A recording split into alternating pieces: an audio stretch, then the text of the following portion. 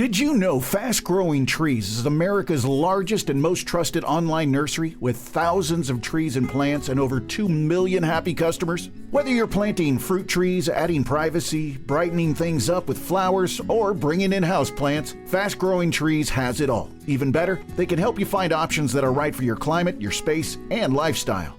Click Order Grow. Every plant arrives healthy with the Alive and Thrive guarantee straight to your door. So if you're ready to get planting, this is the moment. Right now, they have great deals on spring planting essentials, up to half off on select plants. And listeners to our show get 20% off their first purchase when using the code WWO at checkout. That's an additional 20% off. Better plants and better growing at fastgrowingtrees.com using the code WWO at checkout. Fastgrowingtrees.com, code WWO. Now's the perfect time to plant. Let's grow together. Use WWO to save today. Offer is valid for a limited time. Terms and conditions apply. Go to growingfasttrees.com for details. Mom, can you tell me a story? Sure. Once upon a time, a mom needed a new car. Was she brave? She was tired, mostly. But she went to Carvana.com and found a great car at a great price. No secret treasure map required. Did she have to fight a dragon? Nope. She bought it 100% online. From her bed, actually. Was it scary? Honey, it was as unscary as car buying could be. Did the car have a sunroof? It did, actually. Okay, good story. Car buying you'll want to tell stories about. Buy your car today on Carvana. Delivery fees may apply. Hello, and welcome to Around the Political World with John Rothman. I am your host, John Rothman. If you're a fan of the show, make sure to hit the follow button on the top right of Apple Podcasts, Spotify, or wherever you are listening at this very moment. When you hit follow, leave a review or share an episode with a friend. It helps other people discover the show, keeps us going. As I like to point out each and every day, it expands our base. There is so much to talk about this morning, but we'd better begin with the ousting of the Secretary of the Navy, John Phelan. He only served 13 months as Secretary of the Navy, and frankly, I'd never really heard of him. Oh, I knew that he was a crony of Trump's, but I didn't know anything about him. And I thought back to myself about the importance of who is Secretary of the Navy, and even the Assistant Secretaries of the Navy. So remember your history. Theodore Roosevelt was Assistant Secretary of the Navy, which led, of course, to his prominence and, of course, his leadership in the Spanish-American War. And Franklin Delano Roosevelt, his cousin, became Secretary of the Navy during World War I. In the case of both Roosevelts, they outshone their leader, the Secretary of the Navy. And particularly in the case of Franklin Roosevelt, Josephus Daniels, who was a crony of Wilson's, may have been Secretary of the Navy, but Roosevelt was in charge. I want to point out to you that the Secretary of the Navy used to be a powerful job.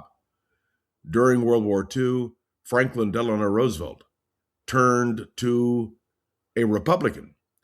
The running mate of Alf Landon in 1936, Frank Knox, you may remember the slogan, "Off the rocks with Landon and Knox," or perhaps this slogan, "The Landon campaign has a lot of Knox in it." But the point was that Frank Knox was a progressive who had worked with Theodore Roosevelt, who had been at San Juan Hill charging up with Theodore Roosevelt during the Spanish-American War. And Frank Knox became Secretary of the Navy. And let me tell you, it was very significant because it was just prior to the start of World War II. Frank Knox, on the eve of the Republican Convention of 1940, became Secretary of the Navy. And Henry Stimson, the former Secretary of State, became Secretary of War. And Franklin Roosevelt cobbled together a bipartisan group, which led us into World War II. And I should point out that it was Frank Knox who notified Franklin Roosevelt about the attack on Pearl Harbor, as he was Secretary of the Navy and he had the information. In short, once upon a time, the Navy Department meant something. I forgot. An Assistant Secretary of the Navy who I knew, Paul Red Fay, an associate of John F. Kennedy's, who became the Assistant Secretary of the Navy, lived, by the way, here in San Francisco. We lived in the same apartment building, actually, and who was absolutely a tremendous asset to John F. Kennedy, as any reader of books about the Kennedy administration will know. His book, The Pleasure of His Company, is one of the best books on John F. Kennedy and that whole period. I want you all to understand that who was Secretary of the Navy once mattered. But we know that this particular job, John Phelan has now relinquished by being fired or quit. He was given the alternative. You can either quit or you can be fired. This man was Secretary of the Navy at a time when we were at war. Hey, wait a minute. Are you familiar with the fact that we have 50,000 plus troops in the Middle East? That the Abraham Lincoln, the George H.W. Bush, and the Gerald Ford, all major American Navy vessels, are in the Middle East because there is a war going on, and the Secretary of the Navy gets fired? Now, by the way, it was just last week, the Secretary of War, as he calls himself, fired the Secretary of the Army. Let me be clear. Hegseth is running a disaster in terms of American defense. And we all need to know the man is completely unqualified to be the Secretary of Defense. Now, I use the term Secretary of War only because they use it, but it's not his title. He is the Secretary of Defense. And every time I hear a news commentator speak of the Defense Department as the War Department, I realize, well, we've lost something in this country when you eliminate what are legal definitions. There is no War Department appropriation. There is only a Defense Department appropriation. And I want to underline that, emphasize that. Let me also point out that this war, and this stunned me when I heard it this morning, this war is costing us $2.5 billion a day. Oh, I'm exaggerating slightly. It was $2 billion, but somebody told me this morning it's really much more. So let's call it $2.5 billion a day.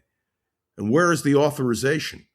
I really want to know, where has the investigation been in terms of Congress to really understand how you can spend $2 billion plus every single day on a war which has never been declared? Do you understand there is something tremendously out of balance in this administration? And let me go on and explain my feelings about Pete Hegseth, the Secretary of Defense. Hegseth is clearly in way over his head, and yet Donald Trump made a decision to go along with Pete Hegseth's recommendations. It seems to me that there is something really wrong in terms of what we are doing now in terms of strategy. Can somebody tell me what our strategy is in Iraq or in Iran or anywhere else in the Middle East? And let me speak particularly about the situation in the Strait of Hormuz. Who's in charge? We were told this morning for the first time that Iran charged a toll and received the money. Wait a minute. Don't we have a blockade on the Strait of Hormuz? Aren't we in charge? And the simple truth is, this is a chaotic situation militarily. We've lost our leading military people as well, because Hegseth has purged much of the Army, the Navy, and the Marine Corps. There is something wrong here, something vitally wrong. And we need to understand the danger of this administration. Let me be clear when I say danger. I think it is complete incompetence. Incompetence. And when you have an administration running a war with incompetent leadership, I think there needs to be a real examination of what's happening. Where is Congress? Where are the Republicans in Congress who control the key committees? The one reassuring thing is that if the Democrats take control next January, after the November election, they at least will be able to hold hearings. They will hold hearings. They will be directly involved. And whether it's $2 billion or $2.5 billion, whatever the amount of money being spent, on a daily basis, there ought to be an investigation about what is going on and who really is in charge. The Secretary of the Navy should be a significant, important, vital position. Understanding the history of the Navy Department, we should be aware of the fact that what this administration has done is to downgrade the Navy. Absolutely. And let me remind you again that we are vitally involved in a naval operation. You know, I always remember the old joke, what do you do with excess belly buttons? You send them to the Naval Reserve. I know, pretty sick joke, isn't it? But the simple truth is, we don't know who's running the Navy in terms of the civilian oversight. And so I wanted to open this morning with this particular point. There must be a recognition that this administration is completely out of control, has no idea what it's doing, and that we face a serious problem. By the way, can you imagine how Iran is viewing the chaos in America?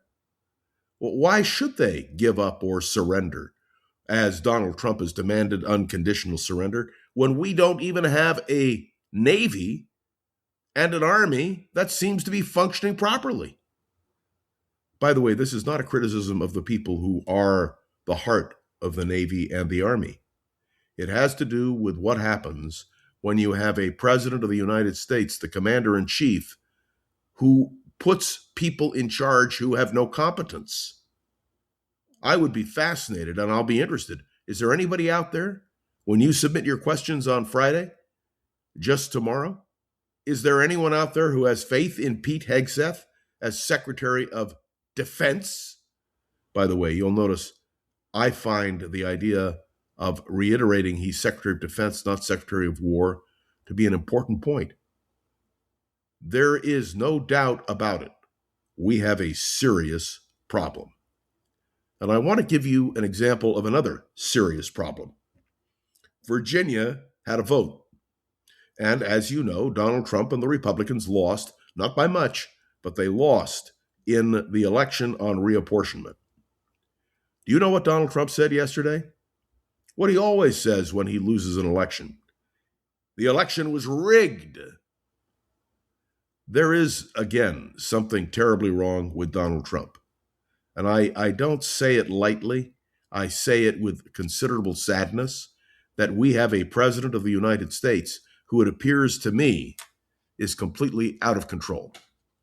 We have officials in the American government who are now being fired willy-nilly. We have a real question about who is in charge.